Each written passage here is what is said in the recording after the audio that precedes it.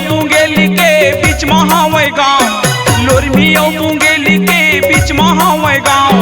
चारों मुड़ल सोर होगे कतिकला बताऊं, जल्दी खिला जाबू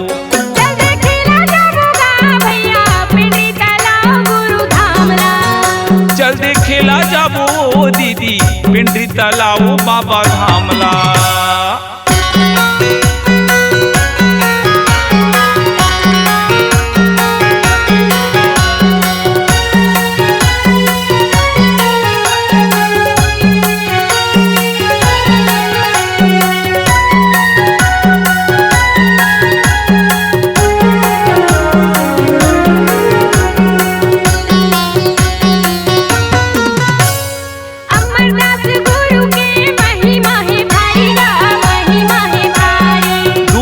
लगाथे उहत करते सब बीमारी गा, करते सब बीमारी। अमरदास गुरु के महिमा है भारी गा, महिमा है भारी। डुबकी लगाथे उहत करते सब बीमारी गा, करते सब बीमारी। महिमा है भारी गा, महिमा है भारी। कट जाती बीमारी गा, करते सब बीमारी। महिमा है भारी गा, महिमा है भारी। कट जाती बीमारी गा, करते सब बीमारी। 300 मार के डुबकी सब लगाते, 300 मार के डुबकी सब लगाते।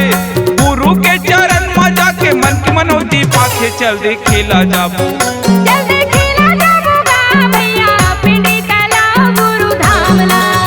जल्दी खेला जाबू दीदी पिंडरी तालाब बाबा धामला।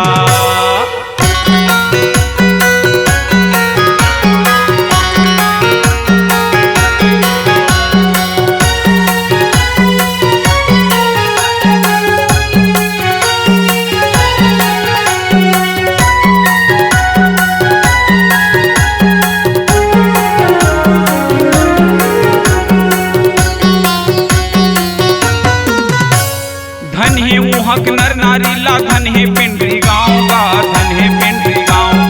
जिन्हा उहा जन्म ले है भागवानी आएगा, भागवानी आए।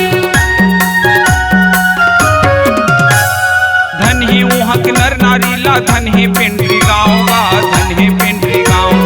जिन्हा उहा जन्म ले है भागवानी आएगा, भागवानी आए। धन है पिंडरी गाँव दीदी, धन है पिंडरी गाँव।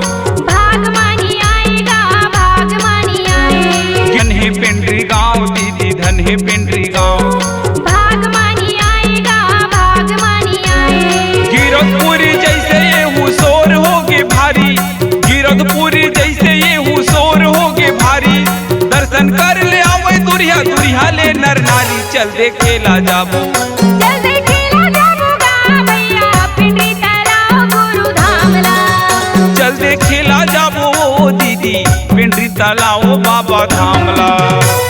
लोरमी मुंगेली के तिरमा हावे गाँव, लोरमी मुंगेली के तिरमा पिंडरी गाँव। चारों मुड़ल सोर होगे कतिकला बताऊं, चल दे खेला जाबू।